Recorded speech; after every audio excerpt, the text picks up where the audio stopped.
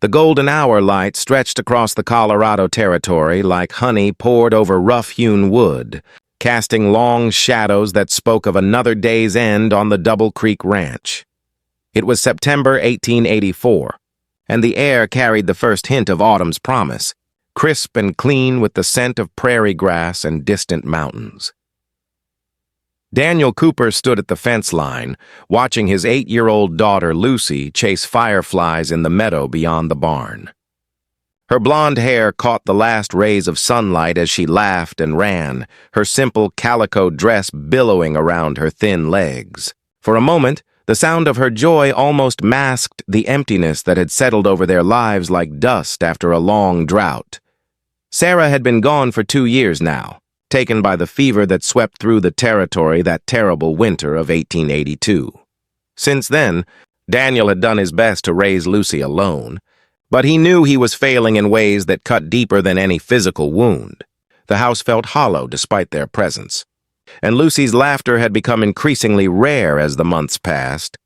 At 31, Daniel was considered one of the most eligible bachelors in 3 counties, though he'd shown no interest in courting since Sarah's death.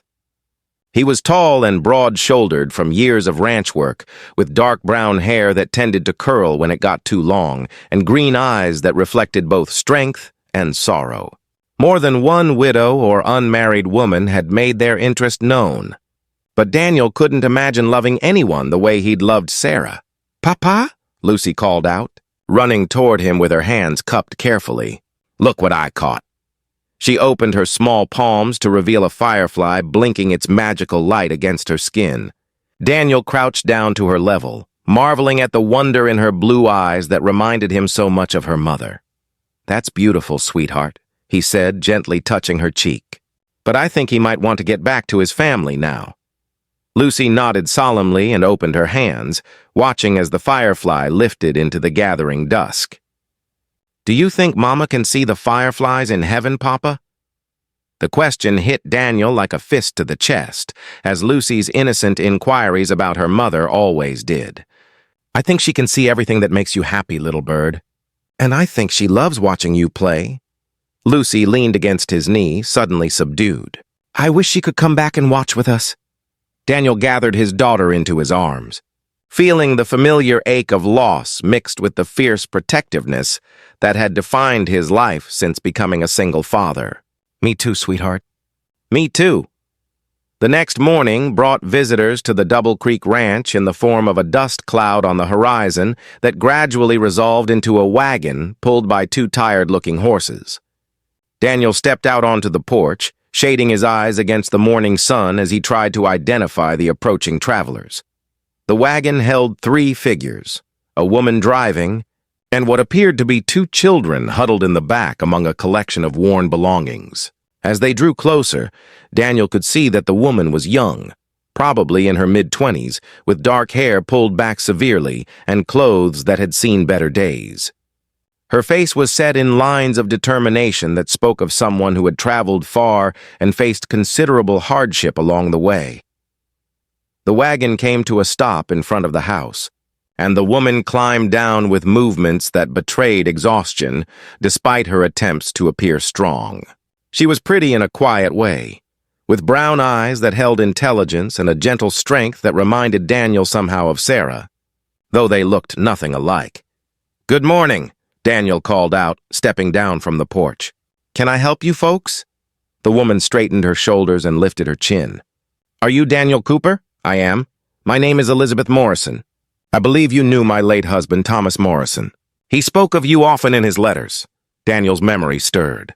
Thomas Morrison had been a fellow soldier during the brief Indian conflicts 3 years earlier, a good man who had saved Daniel's life during a skirmish near the Arkansas River.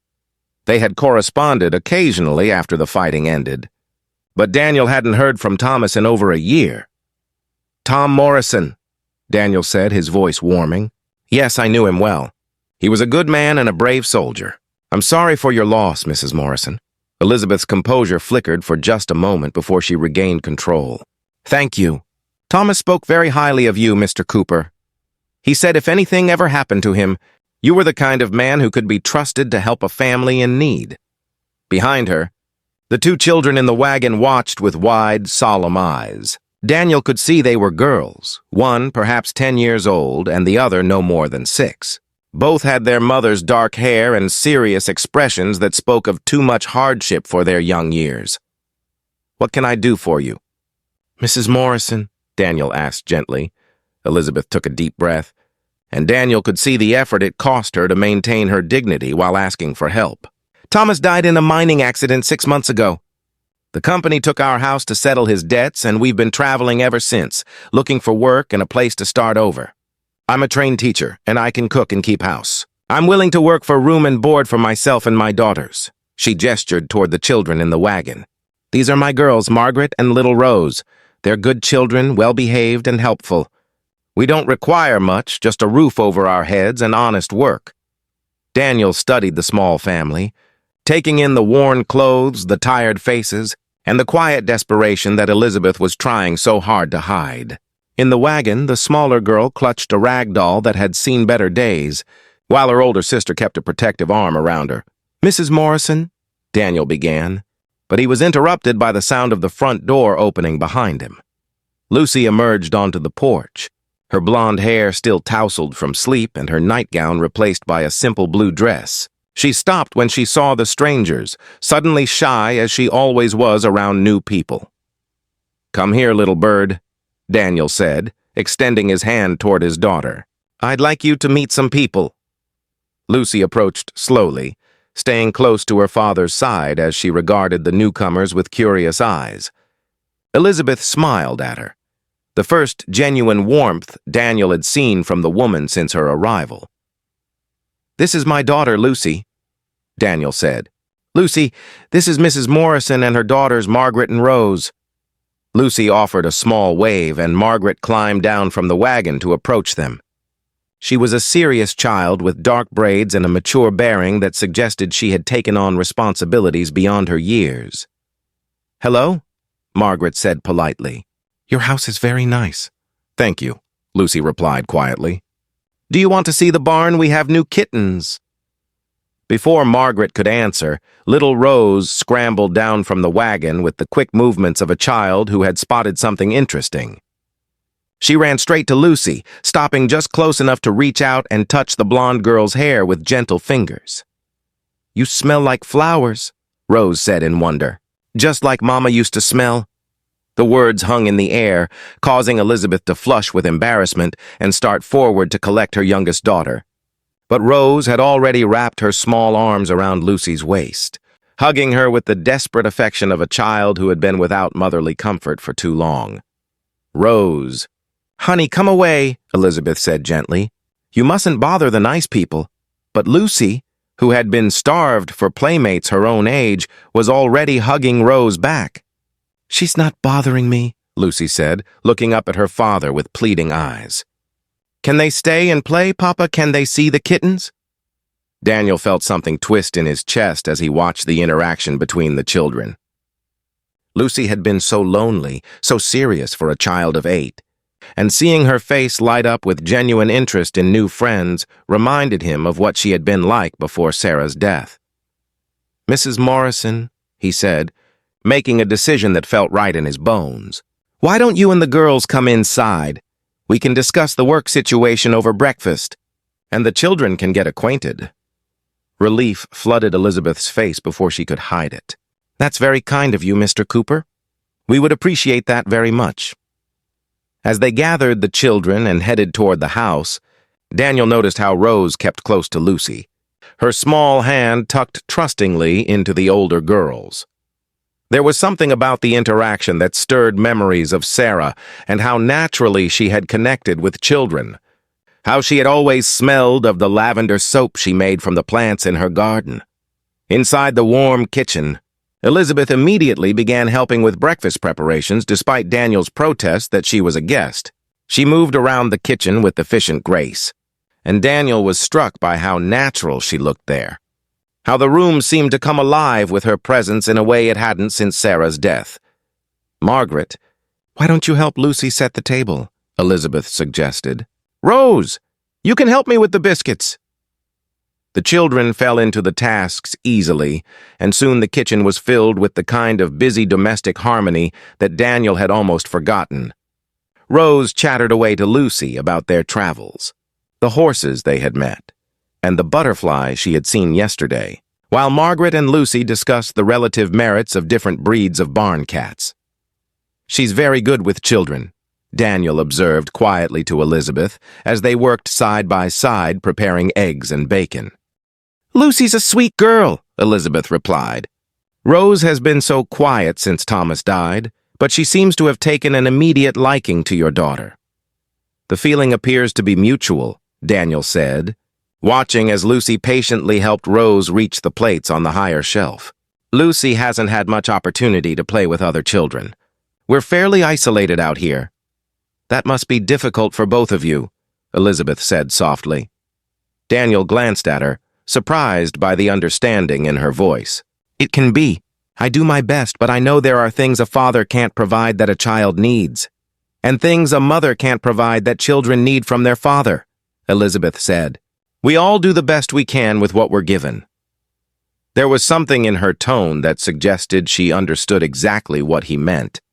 The weight of single parenthood and the constant worry that you weren't enough for your child's needs. They sat down to breakfast together, and Daniel was amazed at how different the atmosphere felt with a full table. The children chattered and laughed, and even Elizabeth seemed to relax as the meal progressed. Rose, still shy but warming up quickly, told them about the journey from Kansas and the adventures they had experienced along the way. "We saw a real live buffalo," Rose announced importantly. "Mama said it was the biggest animal in the whole world." "They're certainly impressive," Daniel agreed. "We don't see many of them in this area anymore, but they used to roam all through these valleys." "Do you have any horses?" Margaret asked. "I love horses, but we had to sell ours when Papa died." "We do," Lucy piped up excitedly. "We have 6 horses, and one of them just had a baby. Do you want to see?" The enthusiasm in his daughter's voice made Daniel's heart lift. He couldn't remember the last time Lucy had been so animated, so eager to share the things she loved with someone new. After breakfast, Daniel showed Elizabeth around the ranch while the children played in the yard under Margaret's watchful supervision. The house was substantial, built of local stone and timber with 4 bedrooms upstairs and spacious common areas below. Elizabeth admired the craftsmanship and the obvious care that had gone into creating a real home. "Your wife had excellent taste," she said, running her hand along the smooth banister of the main staircase. "Thank you," Daniel replied. Sarah loved this house. "She said it felt like a place where children could grow up safe and happy." "She was right," Elizabeth said softly. "It has that feeling about it, like it's meant to be filled with family." They walked through the kitchen garden, where Sarah's herb plants still grew wild and untended. Elizabeth knelt to examine the lavender bushes, breathing in the scent with obvious pleasure. "These are beautiful," she said. "Lavender makes the most wonderful soap and sachets. My mother taught me how when I was Margaret's age." "Sarah used to make lavender soap," Daniel said quietly. "The whole house used to smell like it." Elizabeth looked up at him with understanding eyes. "It must be very difficult maintaining all this alone while raising Lucy." "I manage," Daniel said, though they both knew it was only partially true. "Mr. Cooper," Elizabeth began hesitantly, "I want you to know that I understand if our presence here is too much of an imposition. We can continue on to the next town if you feel it would be better." Daniel was quiet for a moment, considering his words carefully. "Mrs. Morrison, I'll be honest with you. This ranch is prosperous enough to provide work for someone with your skills, and Lucy clearly enjoys the company of your daughters. But I need to know what you're looking for in terms of a long-term arrangement." Elizabeth straightened, her expression becoming businesslike. "I'm looking for stability for my girls, Mr. Cooper. A place where they can attend school regularly, make friends, and feel secure. I'm willing to work hard for that security, whether it's teaching, housekeeping, cooking, or whatever else needs to be done." "And what about you?" Daniel asked. "What do you want for yourself?" The question seemed to catch Elizabeth off guard. "I want what any mother wants," she said finally. To know that my children will be all right, that they'll have opportunities I can provide for them." "That's what you want for your children," Daniel persisted gently. "What do you want for Elizabeth Morrison?" Elizabeth was quiet for a long moment, her gaze drifting across the garden to where the children were playing. Rose had found a kitten and was showing it to Lucy with obvious delight, while Margaret sat nearby reading from a book she had found somewhere. "I want to feel useful again," she said finally. "I want to go to bed at night knowing that I've contributed something meaningful to the world, that I've made life better for someone. And I want my daughters to see that a woman can be strong and independent while still being gentle and loving." "Those seem like reasonable goals," Daniel said, "and I think we might be able to help each other achieve them."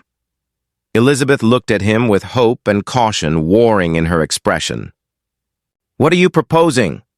"I'm proposing that you and the girls stay here permanently," Daniel said. "Not as hired help, but as family. The house is big enough, the ranch is prosperous enough, and I think all of our children would benefit from having a real family again." "Mr. Cooper?" Elizabeth began, but Daniel held up his hand. "I'm not talking about anything romantic," he said quickly. "I'm talking about a partnership, a practical arrangement that benefits everyone involved. You would have a home and security for your daughters, and Lucy would have the feminine influence and companionship she's been missing." Elizabeth studied his face, searching for something she wasn't sure she would find. "And what would you get out of such an arrangement?" Daniel looked toward the children, watching as Rose climbed onto Lucy's back for a piggyback ride while Margaret supervised their play with the responsible air of an older sister. "I would get the peace of mind that comes from knowing Lucy is truly happy," he said. "And I would get the help I need to turn this place back into a real home instead of just a house where two people happen to live." They stood in comfortable silence for a few minutes, both lost in their own thoughts. Finally, Elizabeth spoke. "It's a generous offer, Mr. Cooper, more generous than I had any right to expect. But I need to think about what's best for my girls." "Of course," Daniel said. "Take all the time you need. In the meantime, you're welcome to stay as long as you like." That evening, as they sat around the dinner table that had been quiet for too long, Daniel watched the interactions between the children with growing certainty that his instincts had been right. Lucy was more animated than she had been in months, chattering about the games they had played and the stories Margaret had told. Rose had attached herself to Lucy with the devotion of a younger sister, following her everywhere and hanging on her every word. "Papa," Lucy said as Elizabeth was tucking the girls into the guest room for the night. "Can Margaret and Rose stay with us always? Can they be my sisters?" The innocent question hit Daniel right in the heart. "Would you like that, little bird?" "Yes," Lucy said emphatically. "Rose smells like Mama used to smell, all flowery and nice, and Margaret knows the best stories, and Mrs. Morrison makes the kitchen feel happy again." Later that night, after the children were asleep, Daniel found Elizabeth sitting on the front porch, looking out at the star-filled sky. She had changed from her travel-worn dress into a simple nightgown and wrapper, and with her dark hair loose around her shoulders, she looked younger and more vulnerable than she had during the day. "Beautiful night," Daniel said, settling into the chair beside hers. "It's so quiet here," Elizabeth said softly. "In town there was always noise, even at night. Here you can actually hear yourself think. Too quiet sometimes," Daniel admitted. "Especially in the evenings when Lucy's asleep and the house feels empty." Elizabeth looked at him with sympathy. "It must have been terribly difficult losing your wife so young." "Sarah was my whole world," Daniel said simply. "When she died, I thought I might die too. The only thing that kept me going was Lucy. She needed me, so I had to find a way to keep living." "I understand that feeling," Elizabeth said quietly. "When Thomas was killed, I wanted to just disappear. But the girls needed me to be strong, so I forced myself to keep moving forward." They sat in comfortable silence for a while, both lost in memories of the people they had loved and lost. Finally, Elizabeth spoke again. "Your offer today?" she began hesitantly. "Yes, I've been thinking about it all evening, and I have to ask, are you certain this is what you want? If we stay, it would be a permanent change to your life. You might meet someone someday, fall in love again, want to remarry? Daniel was quiet for a long moment, considering his answer carefully. Mrs. Morrison, I loved Sarah with everything I had. She was my first love, my only love, and when she died, that part of me died with her. I can't imagine ever feeling that way about anyone again. But what if you're wrong? What if someday you do meet someone? Then I suppose we would face that situation when and if it arises, Daniel said. But right now, what I want is to give Lucy the family she deserves and to provide you and your daughters with the security you need. Everything else is speculation about a future that may never come. Elizabeth nodded slowly. The girls are so happy here already. Rose hasn't smiled this much since her father died, and Margaret actually laughed today. Real laughter, not the polite kind she's been doing for months. And Lucy is happier than I've seen her in 2 years, Daniel said. She needs what you and your daughters can give her. And I think maybe your girls need what she can give them, too. A real family? Elizabeth said softly. A real family? Daniel agreed. Elizabeth was quiet for a long time, staring out at the stars as she wrestled with the decision. Finally, she turned to face him, her expression resolved.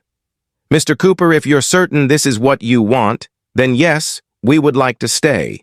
We would like to be part of your family. Daniel felt a weight lift from his shoulders that he hadn't even realized he was carrying. I'm certain, Mrs. Morrison, and I think this is going to be good for all of us. Elizabeth, she said with a small smile. If we're going to be family, you should call me Elizabeth. Elizabeth, Daniel repeated, testing the name. And I'm Daniel. Daniel, she said softly. It's a good name. Strong and honest. Over the following weeks, the Morrison women settled into life on the Double Creek Ranch with an ease that surprised everyone. Elizabeth took over the household management with quiet efficiency, bringing order and warmth to rooms that had been merely functional for too long. She cooked meals that filled the house with delicious aromas, tended the neglected garden with loving care, and somehow made everything feel more like a home than a house. Margaret proved to be a responsible and capable girl who took naturally to ranch life. She helped with chores without being asked, looked after the younger girls with maternal instinct, and showed genuine interest in learning about the animals and the land. Daniel began teaching her to ride, and she displayed a natural affinity for horses that reminded him of Sarah. But it was Rose who truly captured everyone's hearts with her irrepressible joy and innocent affection. She followed Lucy everywhere, chattering constantly and finding wonder in everything from newborn kittens to prairie wildflowers. Her declaration that Lucy smelled like Mama had been more prophetic than anyone realized, as Lucy began to take on an almost maternal role with the smaller girl, protecting her and including her in everything she did. Daniel watched it all with growing amazement and gratitude. His house was alive again, filled with laughter and conversation and the comfortable chaos of family life. Elizabeth moved through it all with grace and competence, somehow managing to care for everyone without making it seem like work. One evening in early October, as the first frost touched the prairie grass and the aspens in the distant mountains turned gold, Daniel found Elizabeth in the kitchen garden harvesting the last of the summer vegetables. She worked by lantern light, her movements efficient as she gathered squash and pumpkins for the root cellar. You don't have to do this tonight, Daniel said, approaching with a second lantern. It can wait until morning. I wanted to get it done before the hard frost hits, Elizabeth replied, not pausing in her work. These vegetables will keep us in fresh food well into winter if they're properly stored. Daniel set his lantern down and began helping her load the vegetables into baskets. You don't have to work so hard, Elizabeth. You're not hired help anymore, remember? Elizabeth paused in her work and looked at him in the flickering lantern light. I know that. But this is my family now, my home. I want to take care of it properly. Your family, Daniel repeated softly. Yes, Elizabeth said firmly. The girls and I, we've never had anything like this before. A real home, people who care about us, a place where we belong. I don't take that lightly. And we've never had anything like what you've brought to us, Daniel said. Lucy is a different child than she was a month ago, happier, more confident. and this house feels alive again in ways I thought it never would." They worked in comfortable silence for a while, gathering the harvest by lantern light as the stars wheeled overhead. Finally, Elizabeth spoke again. "Daniel, can I ask you something?" "Of course. Do you ever regret it? The decision to take us in, I mean. Now that you've seen what it really means to have 3 extra people in your home all the time," Daniel straightened, looking at her with surprise. "Regret it? Why would I regret it? Because we've turned your quiet, orderly life upside down," Elizabeth said. "Because your house is never quiet anymore. Because there are hair ribbons on the kitchen table and dolls on the parlor floor and constant chatter at every meal." "Elizabeth," Daniel said gently, setting down the basket he was holding. "Do you want to know what I regret?" She nodded, her expression uncertain. "I regret the 2 years Lucy and I spent rattling around in that big house like 2 lost souls. I regret all the evenings we ate dinner in silence because neither of us could think of anything to say. I regret the way Lucy used to flinch when she laughed too loud, as if she thought she was being disrespectful to her mother's memory." Elizabeth's eyes widened. "She did that, she did. But she doesn't anymore, because she has Rose to laugh with and Margaret to confide in, and you to show her that it's all right to be a little girl again." Daniel stepped closer to Elizabeth, his voice growing more earnest. "You haven't turned my life upside down, Elizabeth. You've turned it right side up." Tears gathered in Elizabeth's eyes. "We love you too, you know, all of us. You've given us something we thought we'd lost forever." "What's that?" "Hope," she said simply. "Hope that tomorrow will be better than today, that we have something beautiful to build together." "We do," Daniel said softly. "We have all the time in the world to build something beautiful." Winter came early that year, blanketing the ranch in snow and creating a cozy intimacy within the warm walls of the house. The family settled into comfortable routines, Daniel teaching Margaret to play chess while Elizabeth read stories to Lucy and Rose by the fire. Long Sunday afternoons spent baking bread and telling stories. Evenings filled with music as Elizabeth played the piano that had sat silent since Sarah's death. Rose's attachment to Lucy had deepened into genuine sisterly love, and watching them together never failed to warm Daniel's heart. The little girl still maintained that Lucy smelled like Mama, and Daniel began to understand what she meant. It wasn't just the lavender soap that Elizabeth had begun making from Sarah's garden plants, but something deeper, the scent of love and security in home that children recognize instinctively. Spring brought new life to the ranch and new challenges as Daniel began expanding his operations with Elizabeth's help and support. She proved to have a keen mind for business and a natural ability to manage the household accounts. Together they planned improvements to the house, additions to the livestock, and expansions to the garden that would benefit the whole family. "We should think about hiring a teacher for the girls," Elizabeth said one evening as they reviewed the ranch's finances. "Margaret is beyond what I can teach her at home, and Lucy could benefit from more formal education." "What about you?" Daniel asked. "You mentioned you were trained as a teacher."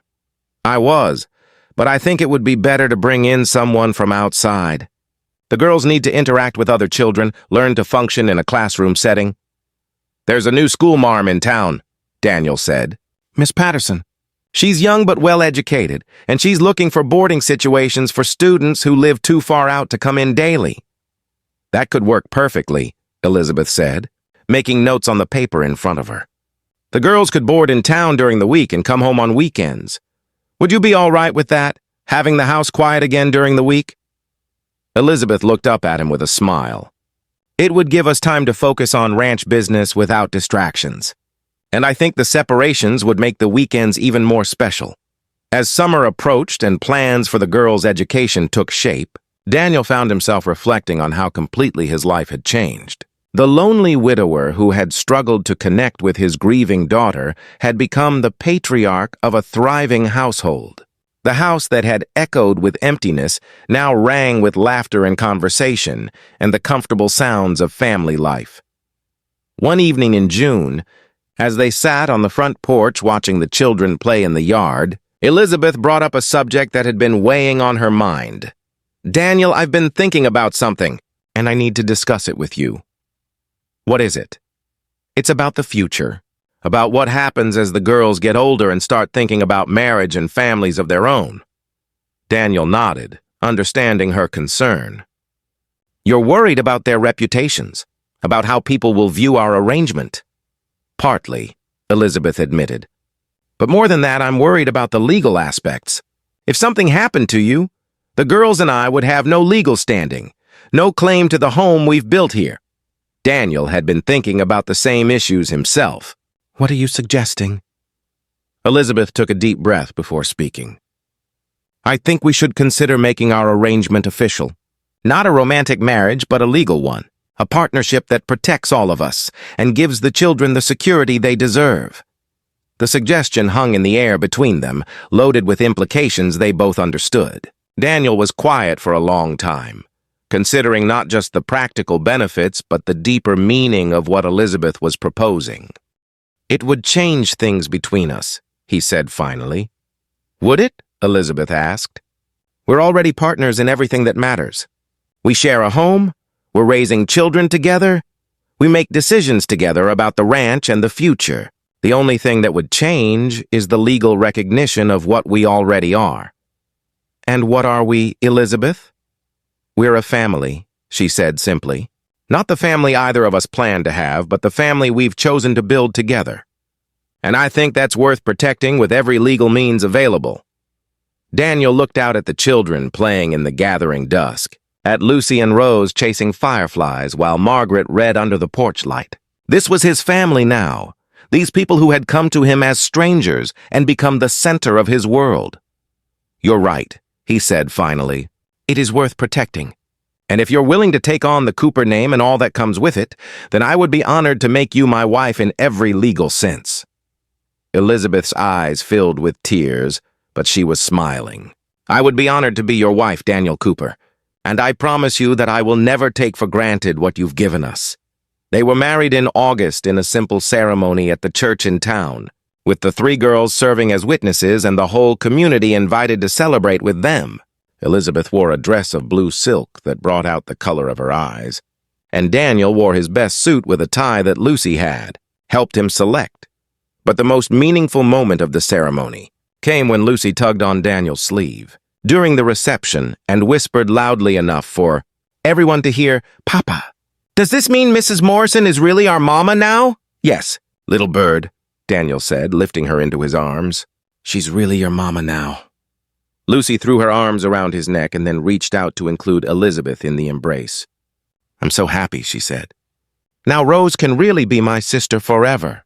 Forever and always, Elizabeth promised, gathering all 3 girls into her arms. Years later, when Lucy was grown and married with children of her own, she would tell the story of how her new family came to be.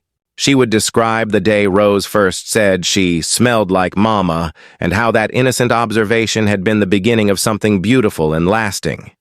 You see, Lucy would explain to her own children, sometimes families aren't born, they're chosen. And sometimes the most beautiful love stories aren't about romance, but about people who find each other when they need each other most and decide to build something wonderful together. And indeed, the Cooper family had built something wonderful on the foundation of mutual respect, shared responsibility, and the simple recognition that love comes in many forms. Daniel and Elizabeth never experienced the passionate romance of young lovers, but they found something equally valuable, a partnership based on trust, affection, and the shared commitment to creating a home where children could grow up safe and loved. Rose grew up believing that Daniel was her father in every way that mattered, just as Margaret and Lucy grew up believing that Elizabeth was their mother. The children never questioned the unusual circumstances of their family's formation because, from their perspective, they had always been exactly where they belonged. The ranch prospered under their joint management, becoming one of the most successful operations in the territory. Elizabeth's business acumen combined with Daniel's knowledge of ranching created a partnership that was stronger than either of them could have been alone. Most importantly, they kept their promise to Sarah's memory and Thomas's trust. Lucy grew up knowing she was loved and valued, secure in the knowledge that she had a family who would always be there for her. Margaret and Rose found the stability and security their father had wanted for them, growing into confident young women who understood their own worth. And sometimes, on quiet evenings when the children were playing in the yard and the scent of lavender drifted from Elizabeth's garden, Daniel would remember Sarah and Thomas and feel grateful that love had found a way to honor their memories while creating something new and beautiful for the future. In the end, Rose had been right that first day when she said Lucy smelled like Mama, because in all the ways that truly mattered, they had all found their way home to each other, creating a family bound not by blood or romance, but by the deeper ties of choice, commitment, and the recognition that sometimes the most precious gifts come disguised as practical necessities. Their love story became legend in the territory: the lonely rancher who couldn't let a family go, the brave widow who chose security over independence, and the children who showed them all that families can be built on hope, trust, and the simple decision to care for each other no matter what challenges might come. If this story of chosen family and second chances touched your heart, I encourage you to share it with someone who might need to be reminded that love comes in many beautiful forms. Sometimes the most profound connections aren't the ones we plan for, but the ones that grow from our willingness to open our hearts to unexpected possibilities. Your like and subscription help these stories reach others who may be seeking hope in their own journeys toward belonging. Thank you for being part of our community that celebrates the many ways people can create families, find home, and build lasting love together.